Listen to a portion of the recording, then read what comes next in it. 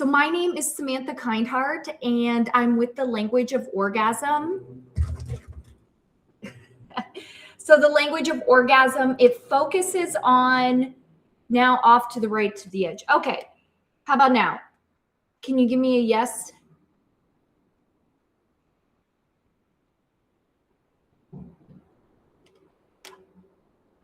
All right, so the Language of Orgasm, it focuses on the relationship.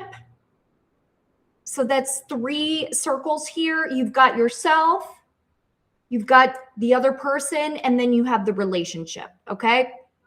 Awesome. Thanks, Craig Collins. Super for the feedback. So I'm just reading. If you're wondering, thank you for the emoji hearts. I love those. If you're wondering what I am speaking out loud, turning the phone to landscape. Yes, for some reason, my view is landscape. I don't know why that is something that's on the Substack. So yeah, so that is why there is a triangle with the Language of Orgasm, because the triangle is also the strongest shape according to, I think, ChatGPT or Wikipedia, but that is based off my knowledge, the triangle. So that's why you have the 3 circles there, because we're not always going to be in a great mood. We're not always going to want to do something. And it's not that we're like being forced to do it, but sometimes we need to take into consideration the relationship, right? And that's really coming out from this perspective of looking at things where it's not just like a tit for tat, and it's actually considering, all right, the relationship, it's not going to always be even, right? Okay. So that's the Language of Orgasm. My name is Samantha Kindheart, and I'm going to type into the chat box how you, okay. Oh, you lost me. Thank you. So what I mean is the 3rd circle in the Language of Orgasm, the brand, we're not always going to want to do something, and it's not always going to be even, but we're still going to show up for the relationship because we care and we want to maintain the relationship. Oh, it paused. Okay. Yeah, I'm not sure if that's happening on my end or if that's happening on your end. For me, I have all bars on my Wi-Fi, so maybe check yours and let me know. But I'm typing in, thank you for telling me, because, but did you hear what I said about the relationship and doing things, you know, because we want to maintain the relationship? But it's not because we're doing it out of feeling forced. It's being ourselves, authentically ourselves, but also knowing that we can choose to show up a certain way. We do have that control. So I'm typing in the chat and I'm sharing it with you all my email address. If you want to work with me one-on-one, I will share with you my calendar so that you can make a booking. Sorry, maybe next time. Okay, can you elaborate on maybe next time so that I know more specifically what you're referring to? Was it the pause in the camera or the Wi-Fi or the 3rd circle, or me not explaining something so that it made sense? Because that's fine. I can say it again. That's totally fine. But just let me know in the chat so I can go over it.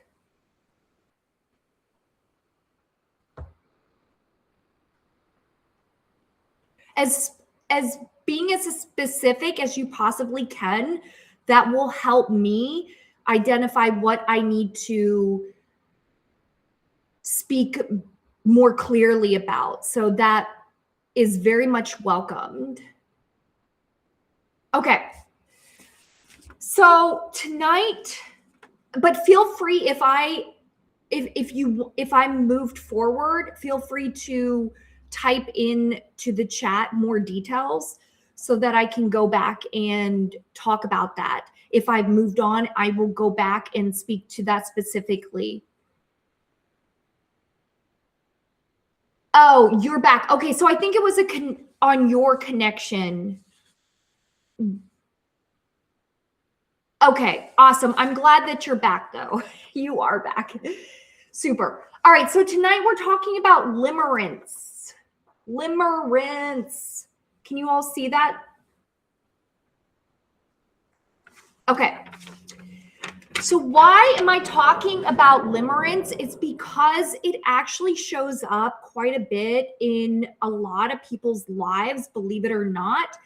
It's not as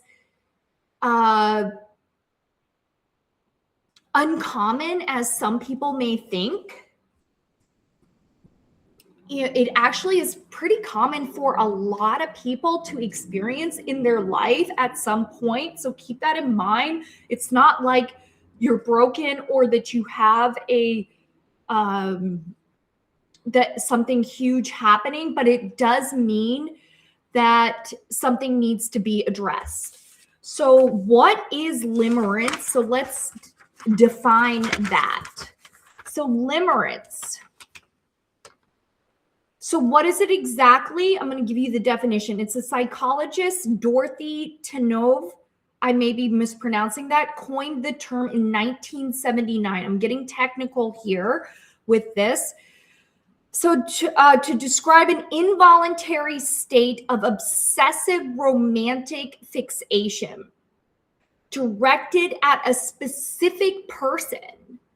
Okay, so it could be your lover. That usually is the case, or it could be someone that you have met recently, like in a romantic, like you're already maybe in a romantic relationship and now you love somebody else, or you're like having this fixation towards somebody else. So it doesn't necessarily mean it's your direct lover. So it could be also somebody that is on social media. So those are, it could be a colleague at work. So it doesn't necessarily mean that it's your lover. Okay, but it is a romantic fixation directed at a specific person.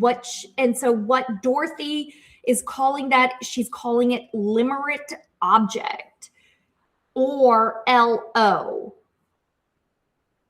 It's not a cute label. It's a clinical label. It's a clinical label because limerence is not romance. It isn't romance. It's a psychological captivity that is happening in the mind.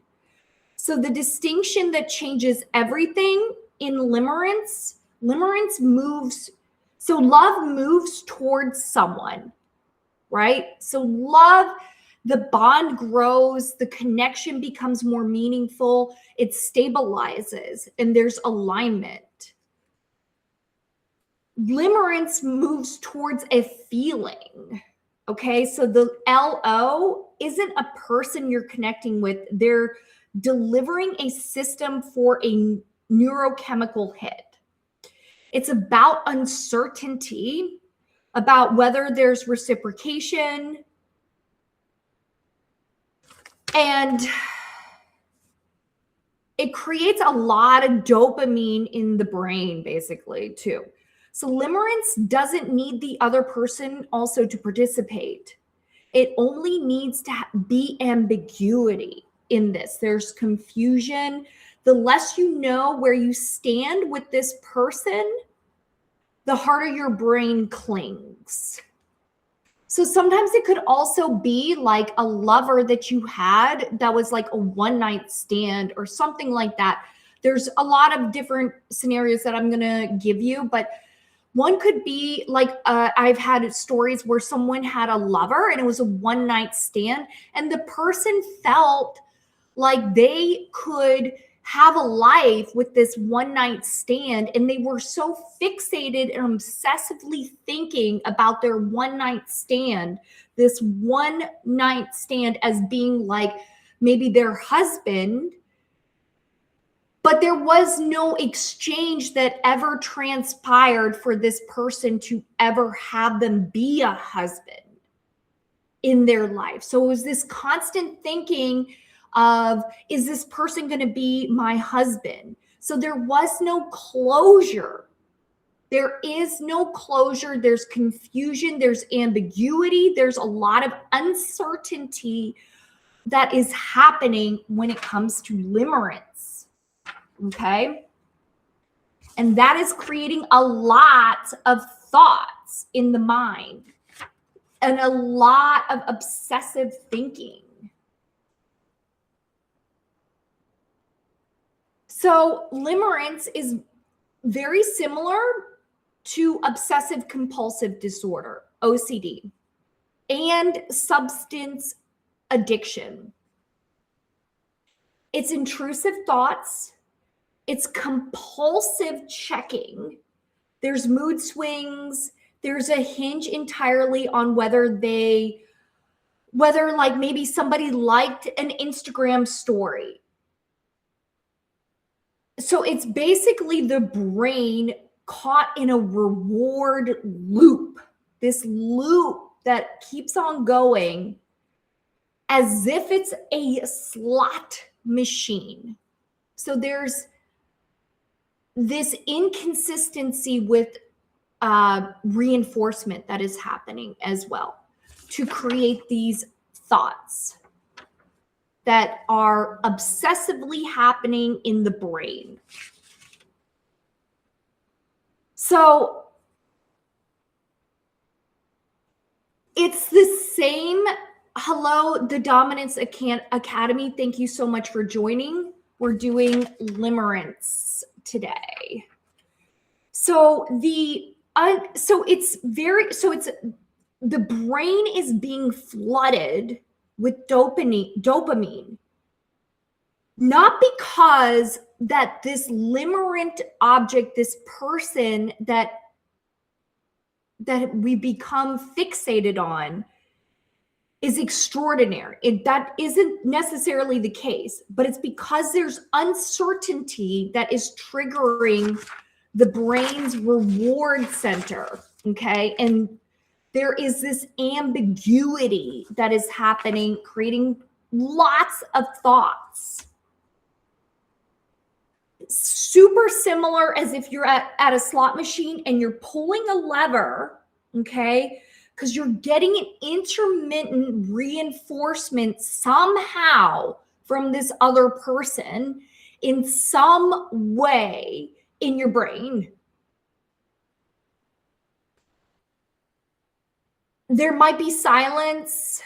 There might be unknown.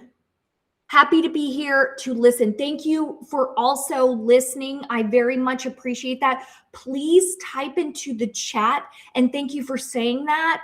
Please type into the chat any questions that you have. Even if I move on, I will come back to them. But if you please put them in the chat, know that I will come back and I will address them about whatever it is. So just know that I welcome your input in your chat comments. They are very helpful for me so that I can clarify anything that I potentially can. Oh, okay. All right. Okay, my screen. Okay, there we go. Okay, so how do you know that there is limerence happening? Maybe you identified already with some of the stuff that I talked about, but it's the intrusive thinking. You've got a lot of thoughts. So you'll be talking also about this person or this limerent object a lot in conversation. It will be a constant discussion that is happening in your life around the people that you talk to. you'll be talking about this person. This will come up in your thoughts regularly. So that is one way to become aware of it. There's a mood that you'll have. You'll be in this emotional state. Okay. You'll be having these feelings of usually euphoria or despair. Euphoria or despair. And this is a spectrum, okay, of the euphoria and the despair. So it might be a slight euphoria. It might be a slight despair. But you'll notice that there's these moods that are happening in your life that are showing up. And it might be, okay, there was nothing, there was silence, so then you would have maybe despair. You'll get the euphoria when they are connecting with you. There's an idealization, right? So there's like this person, say my water bottle is the other person.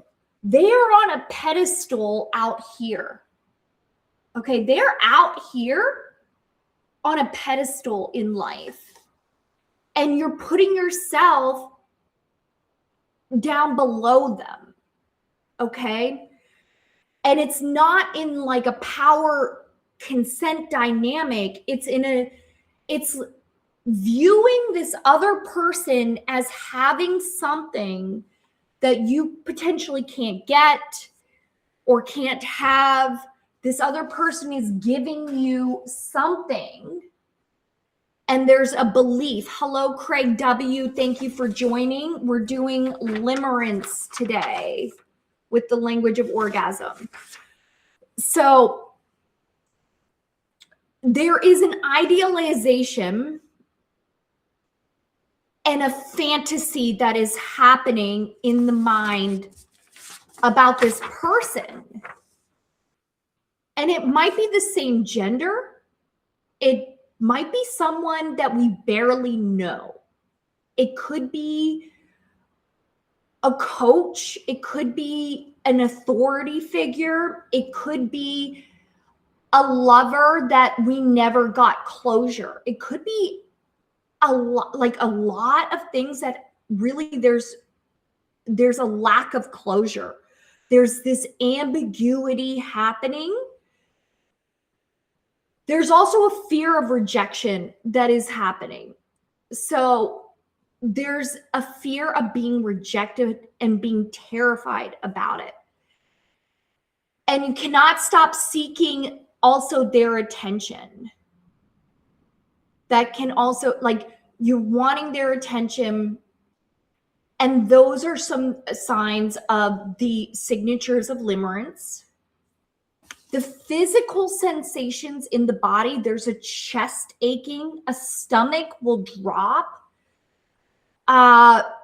You're in a lot of survival mode, right? There is this this deep drop, super intensity of thoughts. Sometimes if there's a financial, if there's financial strain, money, that could also be something that could contribute to the survival mode coming up as well, and being maybe more sensitive to going into a state of limerence as well. So I'm going to go over that towards the end. There's a compulsive ritual that is happening with like messages, reading messages, things like that, like compulsive actions that you're doing in life, like checking your phone, going somewhere in particular at a specific time. So those will be some behaviors that you'll be noticing as well with limerence, right? because we need to identify that this is happening in order for it to change. I think that limerence is a state that a lot of people actually go into more often than we may believe, or that some therapeutic models actually talk about. Some therapeutic models make it kind of this huge big deal, but it really needs to be something that we look at where we can change and we can identify the specific behaviors or the specific things that are actually happening in our life at this moment in time where we can make changes. So love, going back to what is limerence and what is love. Love tolerates imperfection. Limerence is this uncertainty, this spiraling of lots of thoughts. Okay. Some people are more vulnerable to the limerence as well. I have noticed a lot of common similitudes with people that have limerence, okay, or that can get into limerence. One is the attachment wounding. It's of the anxious attachment style. It's an insecure attachment style, but that is something that can also be changed as well. But it's identifying that that is something that you want to work on too. And that, so the anxious attachment style, it's when early caregivers, they weren't quite consistent. They weren't as consistent as what you needed, and they were probably emotionally unavailable. So there was this in your body, your nervous system, the way that you moved around the world and in life, you equated love to uncertainty.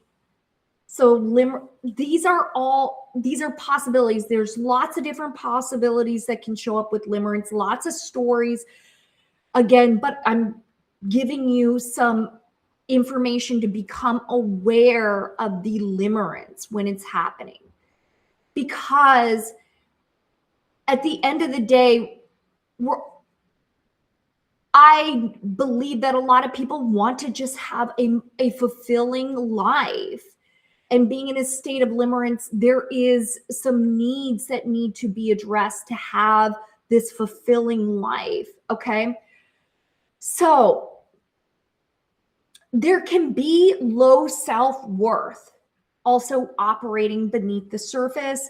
So a lot of people may experience this when we're seeking validation outside of ourselves.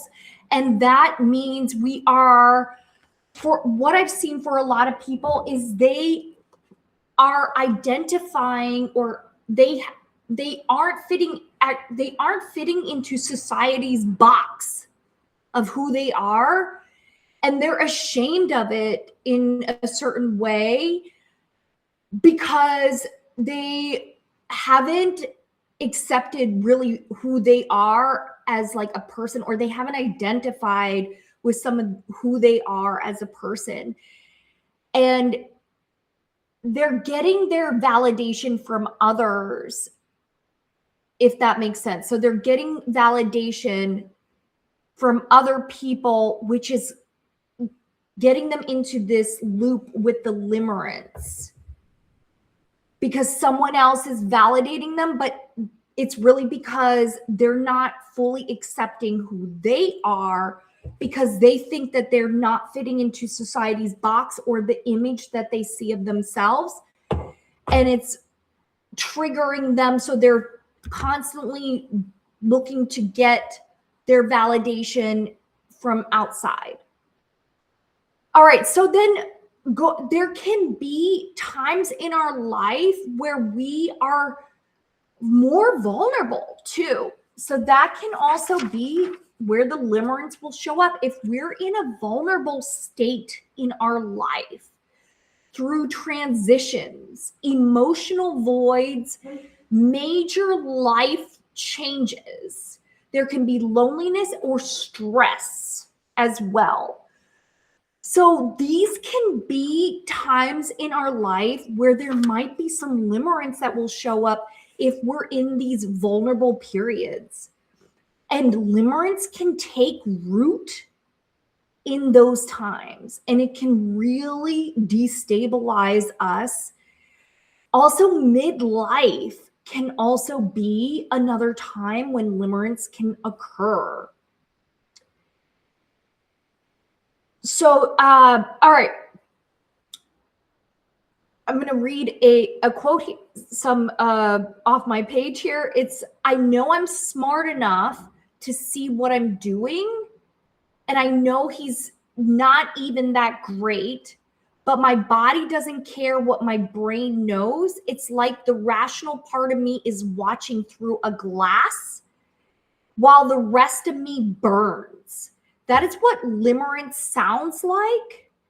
And it's the gap between knowing and feeling that makes it so maddening, right? This super intense emotional state. So limerence is not a reflection of how special the other person is. It's a signal of something unmet inside of you. So the limerent object represents an unresolved need for security, for validation, for being chosen. I'm going to go over all the needs a little bit later. And it's the fixation. The fixation isn't about them. It never ever was. It's really you. Okay? So it's holding up a mirror, right? A mirror, and showing you a lot about you in a state of limerence. Okay. So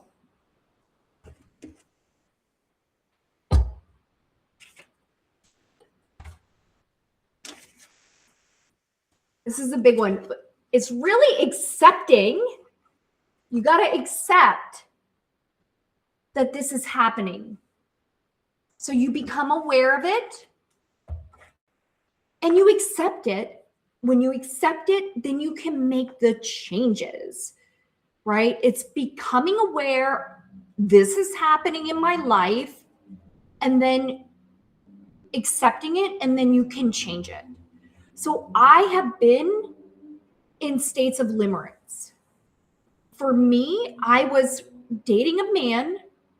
We were in a relationship, a monogamous relationship. At least that's how it started. And I liked a lot of traits about him. Okay. I liked many traits about him. I liked that he was so decisive. I liked that he was so, that he did a lot of time management. That when I say decisive, what he said he was doing is what he did do. His follow through was exceptional. That was something I admired. He was extremely witty and charismatic. And he also had a lot of adventure going. Like he really liked a lot of adventure in his life. And he had 2 kids. I liked him so much, but there were these, I didn't really feel like that I was important enough in his life for it to move forward. I didn't feel like he saw a future with me. And that really bothered me a lot because I could see a future with him. Right? And I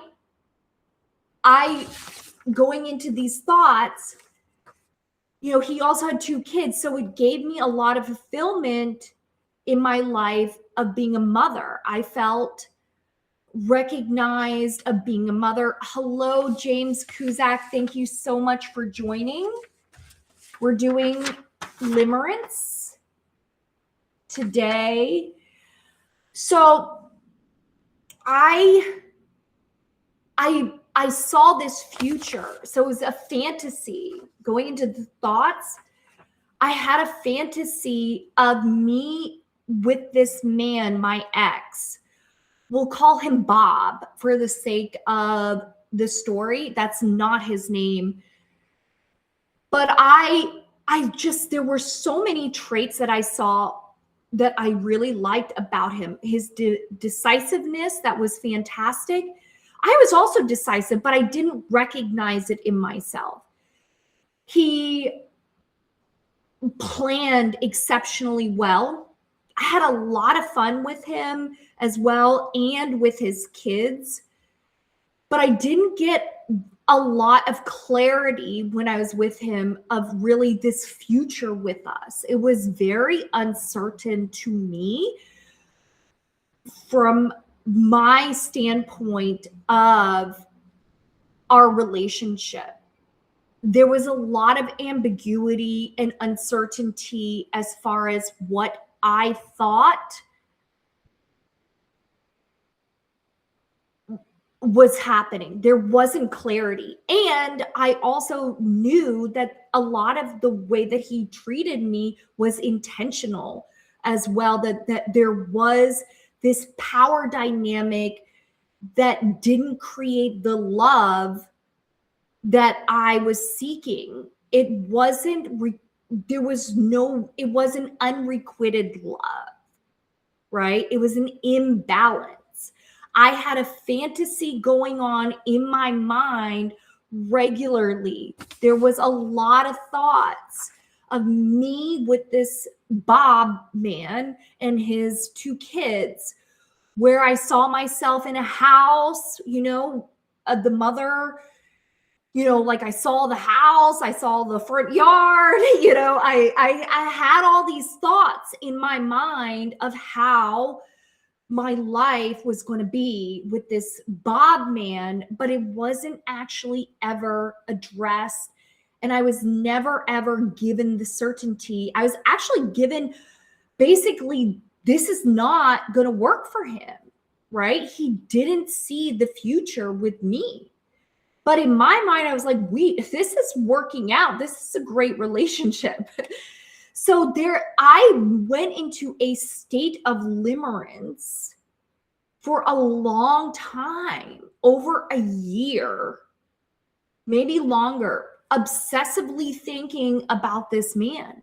So why do you not want to be in limerence? Because you can't really have the desires that you actually do want in your life. Limerence is a signal that you have a desire. There is a need. I had a desire to be recognized. I had a desire to receive his attention. I had a desire, a lot of desires. Like, he had a lot of control. I had a desire for more control in my life too. So there was a lot of things that I admired in him. So again, going back to that mirror, right? Limerence, limerence was showing me, it was reflecting back what the qualities of this man. It was being reflected back to me of what I needed to give myself, right? So when people talk about the mirror, it can be, okay, maybe you have those qualities as well, but maybe you need to grow those qualities. So that's really another way to look at the mirror. It's not necessarily, you don't have these qualities, you have these qualities. You might need to develop these qualities, these needs, and address them yourselves, okay? All right. So just looking at my notes here. So how do you do that, right? You need to identify their strengths. You need to take an honest look and see the qualities that this other person, the strengths that this other person that you admire, because that is what you desire. How long did it go on for? The relationship was on and off. I'm going to say, wow, a solid, like, I'd say maybe 2 years at least. It was very on and off. Thank you for the heart emojis. Very much appreciate. So the Dominance Academy wrote, how long did it go on for? But in my mind, so it was on and off. So when it was off, I was still looping in my head, fixating on this person, this Bob person who wasn't in my life at all. I wasn't having anything with this man. But in my mind, I was thinking about him. I was dreaming about him during the day. I was fantasizing about this man all the time. Robert Landfair writes, who was the relationship with? This was an ex of mine. It was an ex-boyfriend relationship, monogamous relationship at one point, not monogamous relationship at other points. And thank you for the heart emojis. So I have been around a lot of people who have had, and I'm reading, oh, okay, Robert Landfair writes. So it is common, more common than you may think. Like, another example is I've seen a lot of people go into the limerence when there is a deficit also going on in their relationship. Like maybe the person that they're married to is depressed. And so the person that they're with is in a depressed state. So they will, and they say they meet someone else, like at work or out and about, and they are getting like the attention or the recognition from this other person, but not like their wife. So they could go into a state of limerence, with this other person, even though they have a wife at home. They'll be thinking about this other person because this other person has fulfilled a need, a desire that's inside. At that moment, there's a gap inside of you. Okay. So when we are having our thoughts, there's a feeling that will show up in the limerence, and it's usually a euphoria or a despair feeling, and it can be a spectrum, but you'll notice it. You'll have these sensations of like this intensity, this really intense euphoria of like these highs, and then it can be a low. I'm reading Robert Landfair. Yes, I was depressed, and that messed up my relationship. She went out on me and found someone that was giving her what I wasn't. Yeah, I would need to know more. That might be. I would just need to know more on that.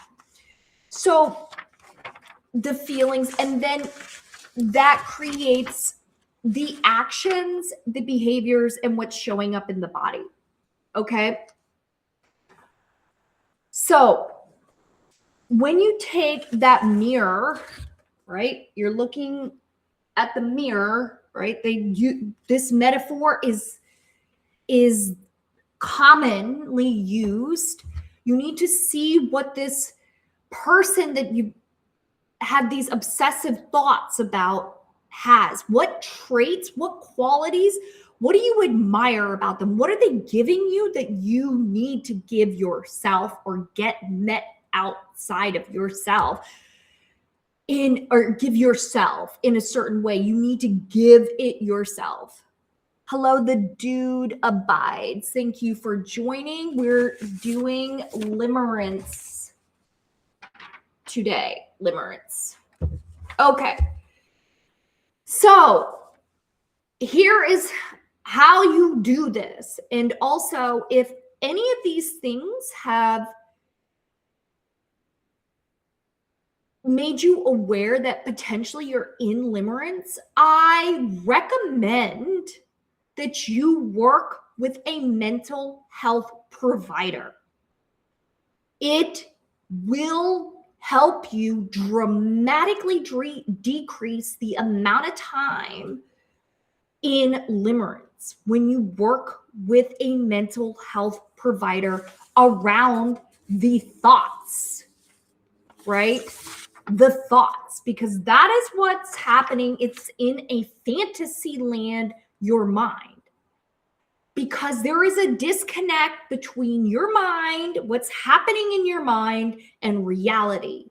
Reality is not matching what's happening in your mind. Your mind has a story going on. I had a story. I was in a house with this man. I was in Paris at some times. You know, he was knocking on my door, you know, like proposing to me. This was the story that I had. That was not happening in real life, but in my mind, that's what was happening. I had a lot, you know, I was creating all kinds of stories, a fantasy of what I would have with Bob. Bob didn't want that with me, okay? But I thought Bob somehow could want that with me in my mind. I didn't get closure, okay? So you take that mirror and you use that mirror and you go down the Human Givens, the 9 needs, because Human Givens is a book. This is the book. It's a pretty large size book here. This is the book. You get this book. So you're going to get this book. And you're going to sit down or stand up, however you want to read it. And you're going to identify what needs were showing up that you're not getting for yourself. And you need to give yourself those needs. So there's 9 of them, okay? So I'm going to tell you really quick what they are, or I'm going to tell you what they are, the 9 Human Givens needs. So this is my strategy to move through limerence, okay? This is my strategy of Samantha Kindheart and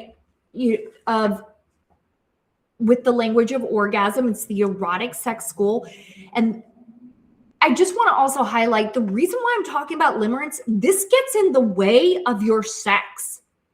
Okay, this is huge because your sex starts in the brain.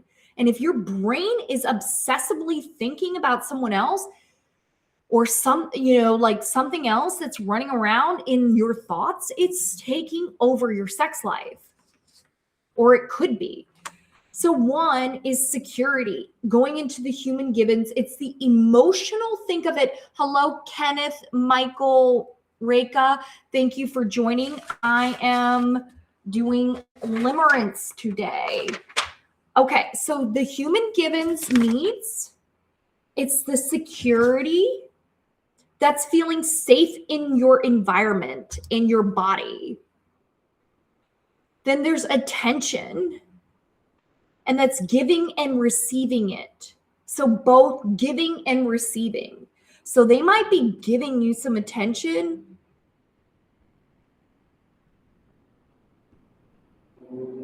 in a way that you're not getting it met in the way that you need to give it yourself, right? Or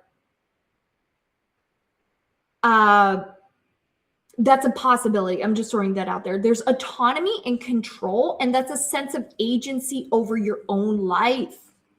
Then there's emotional intimacy, at least one person who knows you completely, right? Because maybe in your life, say going back to that example, the story with the man who has a wife who's depressed, and I see what you're saying. Robert Landfair, about your comment about the depressed. Thank you. It's clicking for me now. Yeah. So going back to that story about the man who is married to his wife who's depressed, and he meets hello Mark3242 @yahoo.com. Thank you for joining. We're doing Limerence today. So that man is not necessarily getting his intimacy needs maybe met by his wife because and maybe that was his one person that he could be authentic with, but no longer can be authentic with her because he's not able to fully be himself. He's kind of faking it with his wife or something like that. So he now feels very drawn to another person because his one person that he was could be intimate with is no longer giving him that. The fifth one in the human Gibbons needs is a connection to a wider community. So there's a sense of belonging to something bigger than ourselves.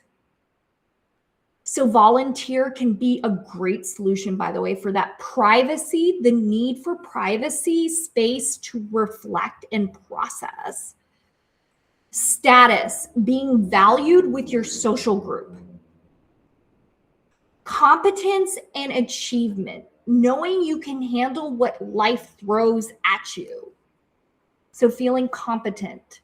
Meaning and purpose. This is a big one that I see that can finding your purpose, finding something you feel a meaning that you wake up in life.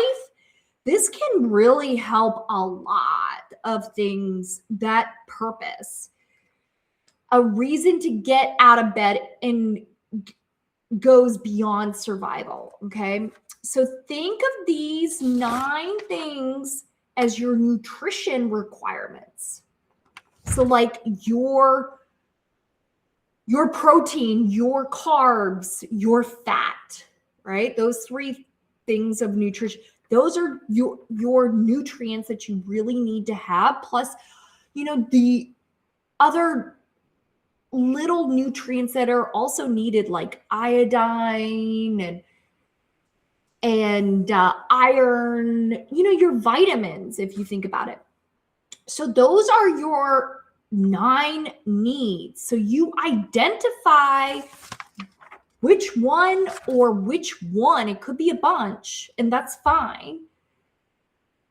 And you now focus on getting those needs met somehow, some way, but that's how you identify those needs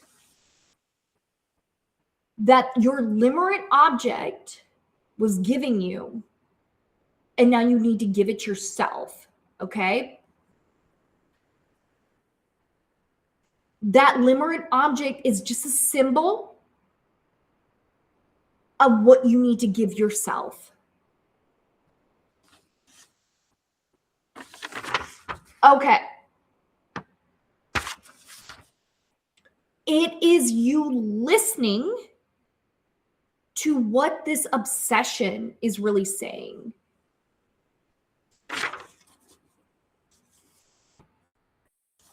All right, so now I'm going to go over how to break this loop.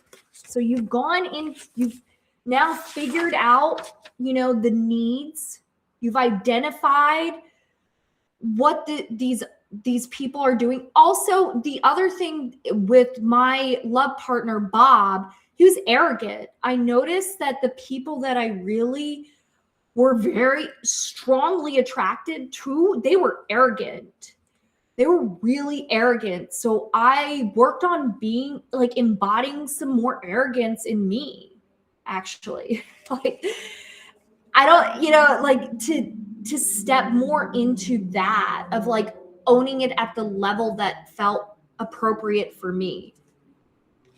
All right, so how do you break this loop? I'm going to give you the steps. Actually, I'm going to give you a few steps, and you can do this yourself, but I do recommend working with a mental health provider.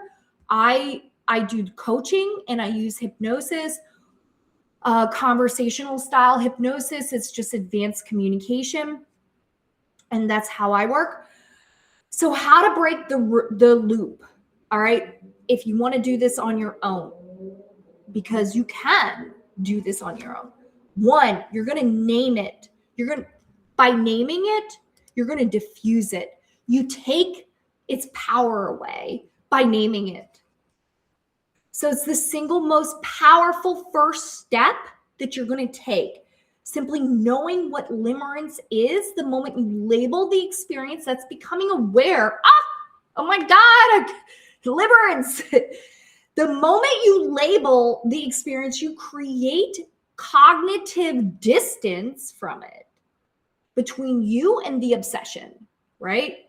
It's like, oh, this is happening.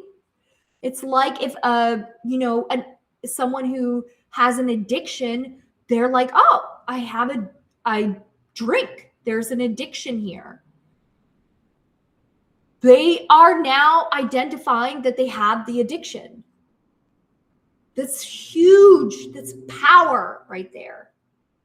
So you shift from I'm madly in love to my brain is stuck in a reward loop now. So it's the same sensation. It's radically different narrative, though. That narrative shift is the crack in the wall by naming it, because you're diffusing it. Okay? That's step one. Step two, you're going to starve the loop. No contact. You delete, you unfollow, you block, you do whatever you got to do. Okay? This is you taking control of your freaking life. And you starve it. You freaking starve it. Starve it. No contact. No minimal cues. Nothing. The limerence feeds on intermittent reinforcement. Okay, I'm going to say that again. The limerence feeds on this intermittent reinforcement. So you're going to starve it. So it's like no longer checking the text, no longer with the profile visits, no accidental run into you, crafty engineering thing that you're going to create. So there's none of that, right? This is exposure response prevention, by the way, just so you know what that's called. So you think of it this way. You're going to encounter the urge to check and you don't act on it. You don't do it. You don't do it. Not because you're strong enough, because you understand the mechanism of what is actually happening well enough to interrupt it. So you're going to mute, unfollow, delete the thread. You're going to take action in the reality of physical life, of doing what you need to do to protect your mental health, or to keep your mental health healthy, excuse me. This isn't dramatic. It's neurological hygiene. It is important that you do this and you take those actions when you have labeled it. And because when you label it, you name it, you diffuse it. All right. Now, step number 3, you're going to interrogate this fantasy, right? This fantasy that I had with Bob in my head. This limerence requires the idolization to survive. So your job is to dismantle that pedestal, not through cynicism. So you're not going to like berate it, but through radical honesty. Write down what you actually know about this person versus what you've invented in your head, right? Going back to my story, I was in Paris with this man. That didn't happen, okay? That was me making up a story in my head. I was in fantasy land in Paris with this man and his kids, okay? But that was not happening. There was no Paris. Okay? So you notice how much of your connection exists only in your internal narrative, right? So that was me saying there's no Paris. It ain't there.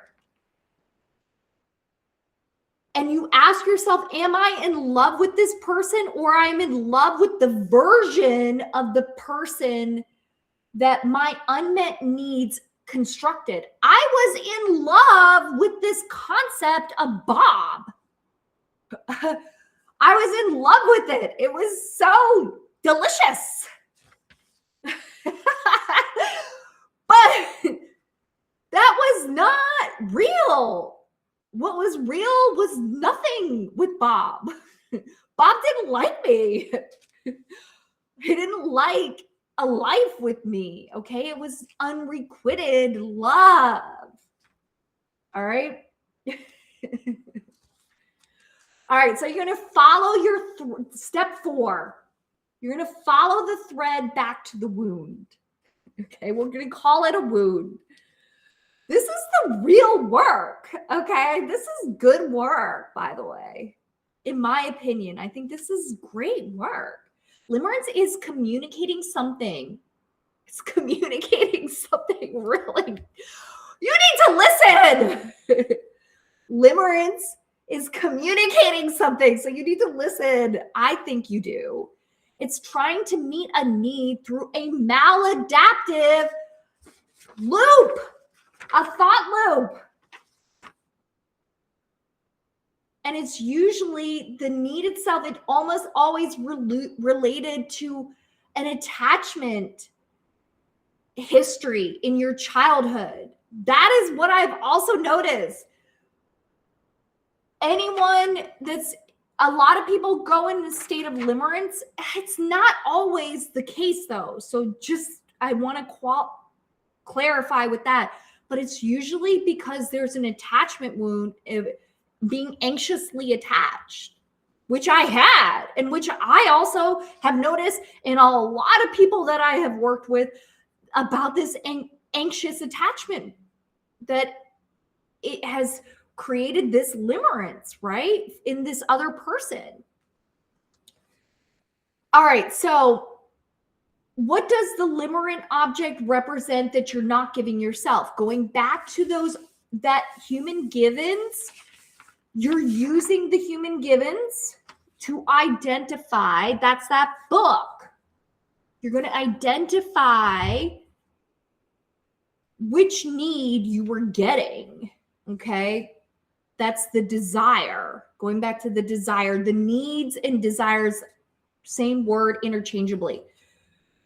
So where in your early life did love feel conditional or uncertain, or you needed to earn it, right? Like you were only lovable if you did this. So attachment-focused therapy is one of the most effective long-term interventions, precisely because it addresses the architecture, not just the symptoms, right? It addresses like how you operate your nervous system that people speak about. It addresses that. And number 5, you're going to redirect your dopamine. Woohoo! Some dopamine. I freaking love dopamine. All right. So your brain needs a reward. If you rip away the limerence source without offering alternatives, you'll relapse or transfer the fixation, deliberately build, so you'll onto something else, right? Which I have done. I have also known other people where they have done that. And you've got to really go back to the anxious attachment style and thinking from that point. So you're deliberately building a competing reward neural pathway in your brain. So one way is creating projects that absorb you. So like art, you can get into art, get into a project that's going to absorb all of your senses. That's why art therapy is so therapeutic, because it is getting the pathways in the brain to open up, okay? Physical movement, dancing, or any type of like some sort of physical movement, yoga. This will flood your system, your brain system, with endorphins, social connections that provide you with genuine co-regulation, right? So you're not distracting yourself. You're giving your reward circuitry somewhere real to land. All right. So that's how you're going to do number 5 for redirecting the dopamine. Number 6, you're going to come back into your body because you're in your head. It's a lot of thought in the head going on, right? In the limerence. Woo! So you're going to come back into the body. The limerence lives almost entirely in the mind because it's fantasy. It's fantasy. It's rumination, and it's projection of like what you would like reality to be, but it's not reality. You're creating this world in your mind. It's a lot of imagination going on. The antidote is embodied presence. So when the obsessive loop starts, you're going to drop your attention from your head to your body, like your hands. Okay? You're going to feel your feet. You're going to feel the weight of your hands. Notice your breath without changing it. Usually there's a breath that's attached to this. Hello, Michael Burgett. Excuse me if I mispronounce your name. I do welcome corrections of how to pronounce it correctly in the chat. Okay. And notice your breath without changing. This is not woo-woo, okay? I just want to, this is real. You do these things. This is real. By the way, I am going to make a post, talking about the limerence, and it's going to have all of these in here that I'm going over on the live as well in my post for you to do or to look at. But again, I want to stress working with a mental health provider to get through this so you shorten the amount of time of limerence and you move through it easier. I recommend that. But I will be including everything that I am reading as well in an article. It will probably go up within 24 hours. Okay. This is you redirecting everything neurologically by getting into the body, noticing your breath, and you cannot ruminate and somatically attend to the present moment simultaneously. You cannot. You can't do both things. All right. So your nervous system must choose which one. So that's why you're going to get into the body, train it to choose the body. Okay. So you're going into the body. You can also do a behavior, right? And so, because that is getting you out of the thoughts, and it's going to take some conscious effort of doing this. It's not like you're just, I mean, maybe, but it will take some deliberate, intentional effort to do that. All right, so number 7, you're going to build a self-worth that doesn't need external proof. Okay? Build a self-worth that doesn't need external proof. At its core, limerence is an outsourcing problem. You've placed your sense of worth on someone else's hands, right? Their hands. And then become obsessed with whether they'll hold it carefully. So you're like looking at every single move that this person's doing or not doing, perhaps. And they're not able to hold that at all for you. That's not realistic. That's not sustainable. You've got to create it inside of yourself, that self-worth. The long game, the actual cure, is learning to source your own validation inside of you internally, so that no single person, attention, or absence can capsize your entire emotional world. This isn't a weekend project, by the way. This is going to take time. This is, anybody who's going to say that this is like one and done, I believe they are lying to you. This is going to take time, but it can be done. And it can be done with conscious effort, and it will change. You consistently do this, it will change. So again, this isn't a weekend project. It's the work of a lifetime, right? That's fine. If you think about it, it actually gives you a little bit more time to work on this. If you're like, all right, I'm going to do this for a lifetime, or I'm going to do this for 10 years. You'll get there. And it's the only thing that makes you limerence proof, really, is working on this. Okay, so it's changing your entire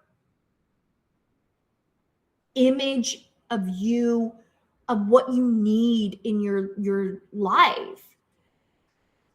So the average limerent episode lasts between 18 months and 3 years. Mine was a while. It was a long time. That's if it is not addressed. Okay? Some people cycle through decades of serial limerence, attaching to one limerent object after another, mistaking the pattern for passion. Okay, that's the common thing, the euphoria, the high. Oh my gosh! Because it isn't requited love. You're not getting the love back.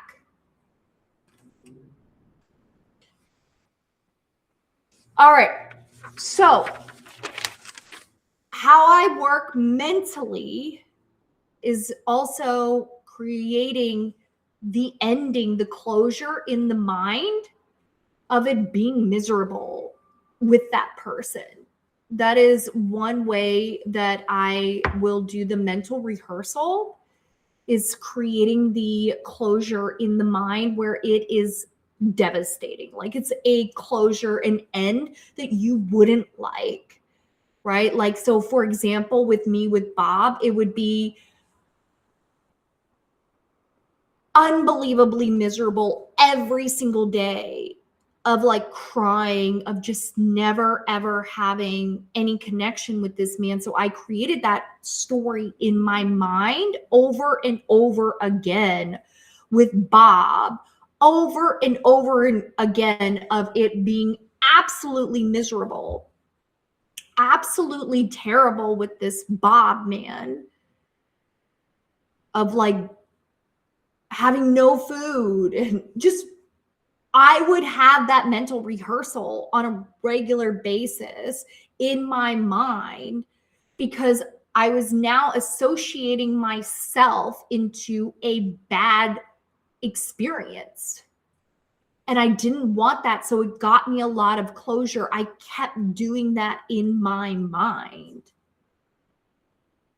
And then I worked on, or I identified with the human givens, the 9 needs.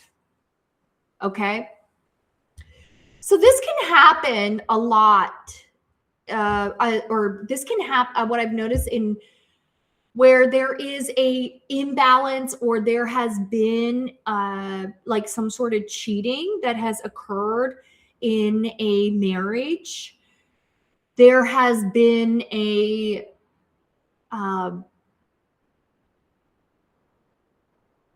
like a loss. Again, going back to, we can also be in a vulnerable state when we are meeting this person, or this situation where the limerence will start. For me, it was right after COVID, and I had no job. My money was not what I wanted. I didn't feel like I had a lot of money, so I felt financially constricted. So I was in a vulnerable state when I met Bob, and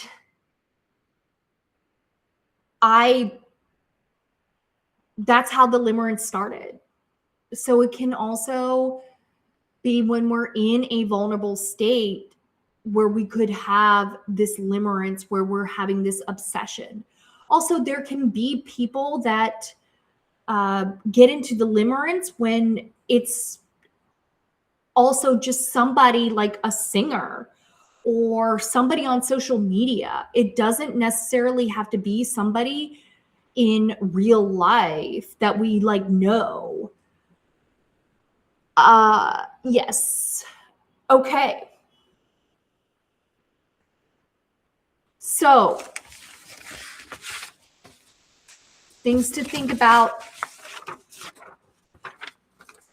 your thoughts. Okay.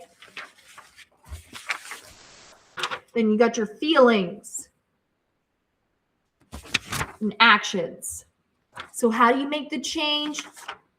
You can either do the action or change the thought. Action, thought. Action, thought. So with the limerence, it's going to be both. So I'm going to walk you through this exercise to physically embody what limerence is, okay? So you can join me or not, but you are in charge and responsible of your own ecology and health and welfare. This is an induction, and it's, if you want to think of it, it can be like a game. So you're going to stare. Thank you for the heart emoji. So you're going to stare at, you know what, you're going to do your pointer finger. Okay, you're going to stare at your pointer finger. Yep, you're going to stare at it.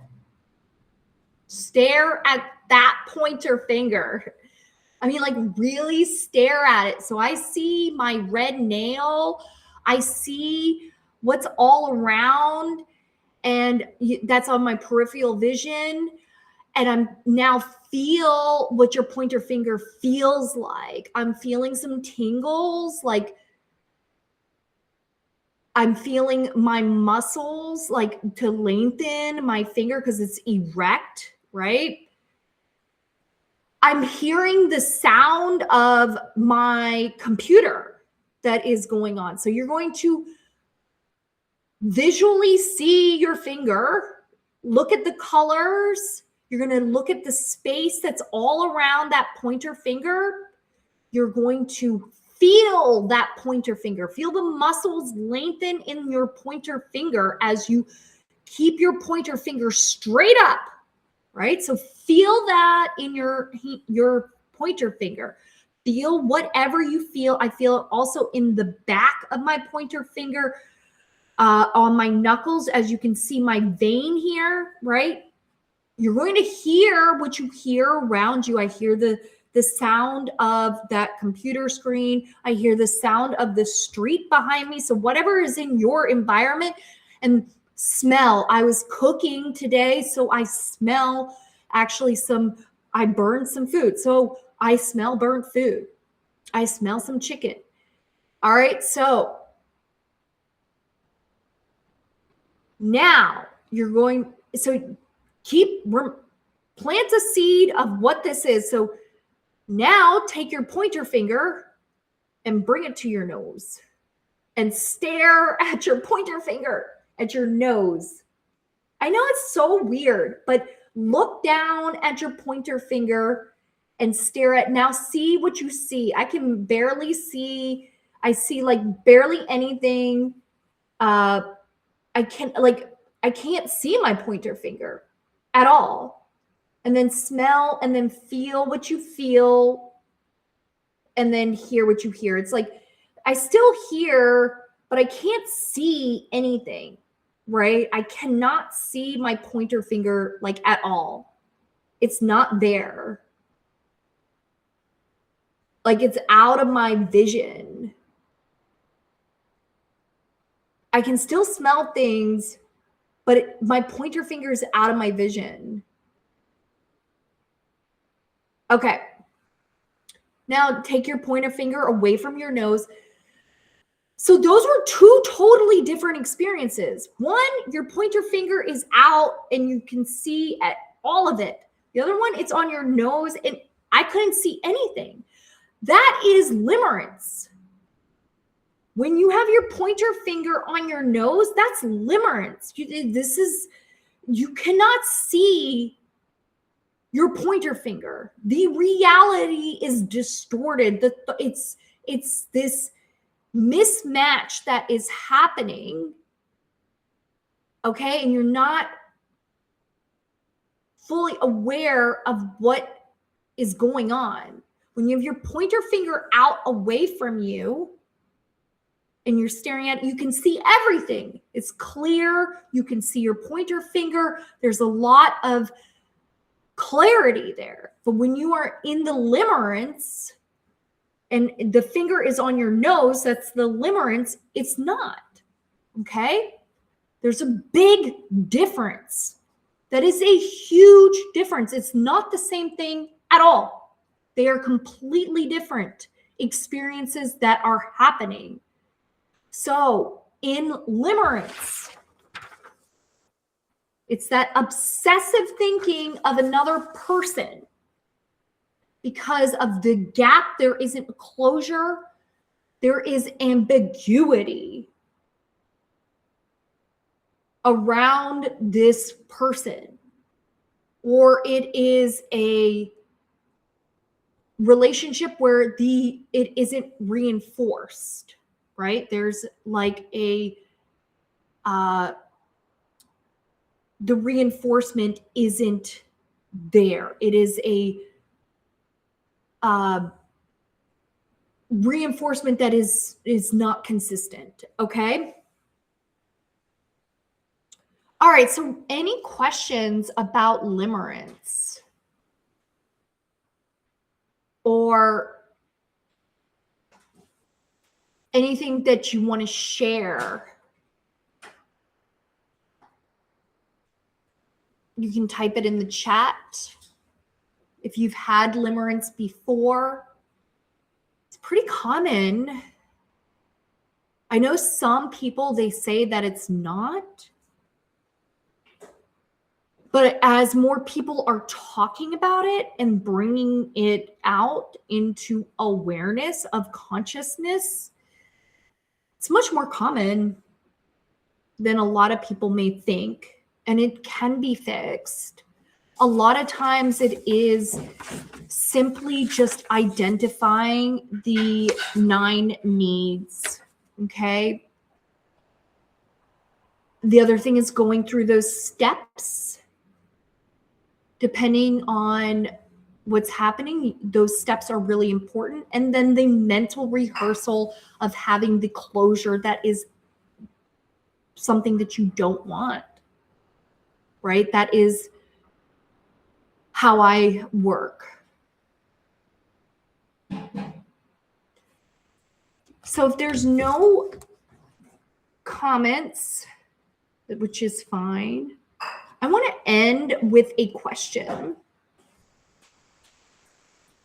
I got this question from the Feminine editorial. She writes a lot of details of really sexual content that I enjoy of reading.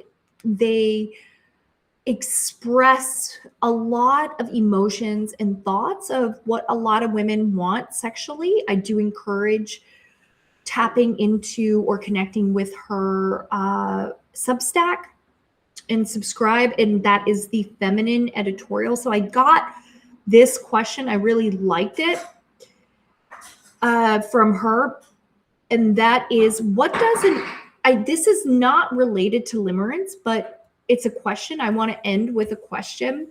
What does an orgasm feel like for you? And are you getting enough of them? It was a 2-part question. I answered actually only one. So I missed the second part. But what does an orgasm feel like for you? You can put that in the chat. I enjoy reading what other people say because they're different. And then, are you getting enough of them? That's a great question too. So if you want to type that in the chat, feel free to do that. You can't get it wrong, right? Like, so the way that you experience an orgasm in a way that someone else does, they're unique.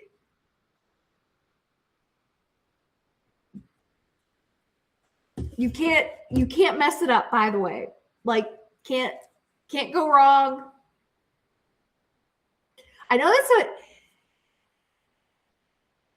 and you know what? You don't have to answer the question now as well. You can think about it. You can write it down. It might be a very intimate question, maybe not. I tend to be more open about expressing myself, maybe a little too open at times for people. But yeah. And also, I want to say that you can message me with any questions, and I will give you actually now a form of like what I need for details. And I can make some articles and also create some content of lives addressing them. So I realize the language of orgasm, though, is a, you think of like erotic sex, but sex starts in the brain. All right. Sex starts in the brain, and limerence is something to be looked at. So I like to talk about topics that are related to relationships, sex, power, consent, communication, of having a healthy, intimate relationship. So those are the things that I talk about. So limerence falls under that umbrella. So keep that in mind. You can talk to me about other topics that fall into that umbrella. I welcome them. So if any of those were helpful, please send me a message. And if you want to work with me one-on-one, I'll send you my Calendly link so that you can book a Zoom with me. And on my website, I have the Language of Orgasm.com. There are 69 dirty talk phrases that you can download for free.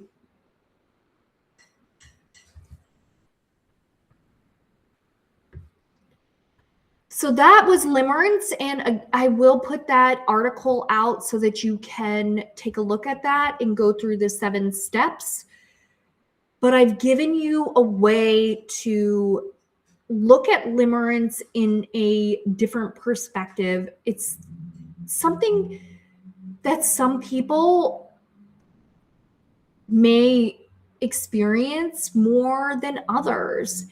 And it doesn't mean that you're broken or anything like that. I think sometimes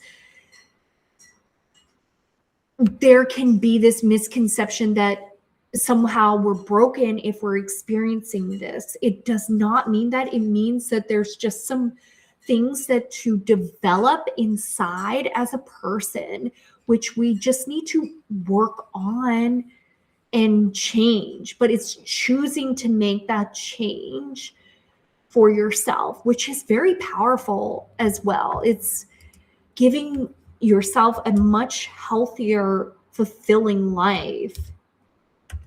So I'm typing in the chat, my website.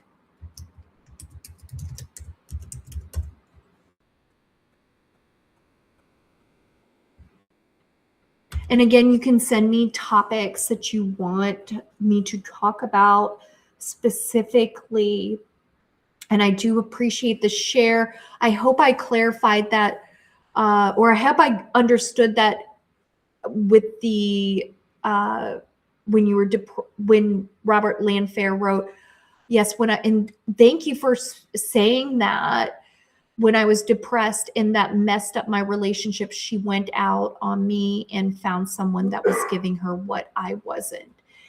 Yeah, I think depression, there's a lot of ways to work with depression nowadays, and it can be something to,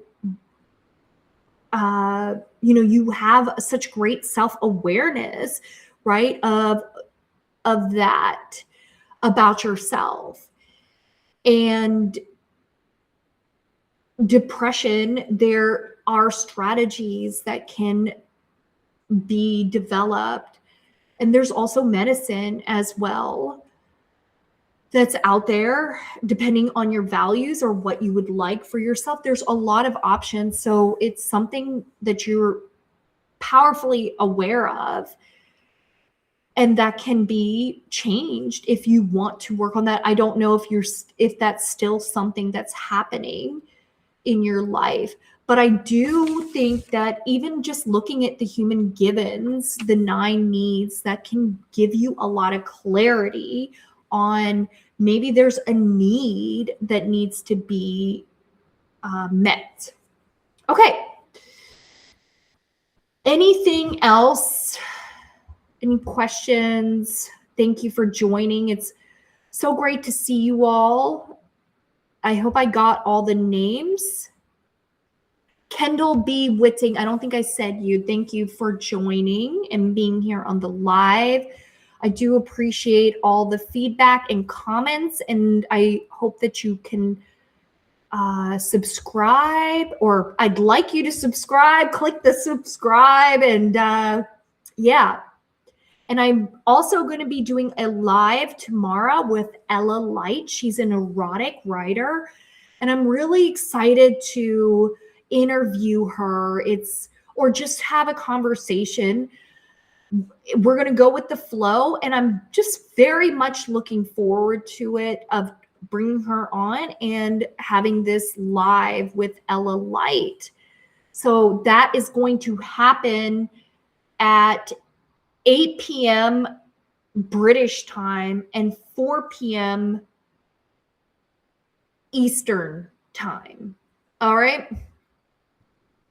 So if there's no questions, there's no comments, I'm going to end this live and I'm going to seal it with a kiss. But I've given you a question that you can ask yourself about the orgasm. I'll repeat that. It's a great question, by the way. I am just in love with it. That's why I had to ask. It is, what does an orgasm feel like for you? Yeah, like getting awareness into the body and like into the mind. Come on. Or I think it's great. You don't have to though. Okay. And are you getting enough of them? I mean, seriously, let's check in with that. Are you getting enough of them? I know that. Anyways, you can't get this wrong at all. So yeah. Thank you for joining. And thank you, Leon, also for all the feedback. I know my background is pretty distracting. There's a lot going on. It's a good point. I didn't even think about it. But yeah, I really appreciate the feedback that you all give me and all the comments and the subscribes. So anyways, I'll seal this with a kiss. My name is Samantha Kindheart. Bye for now.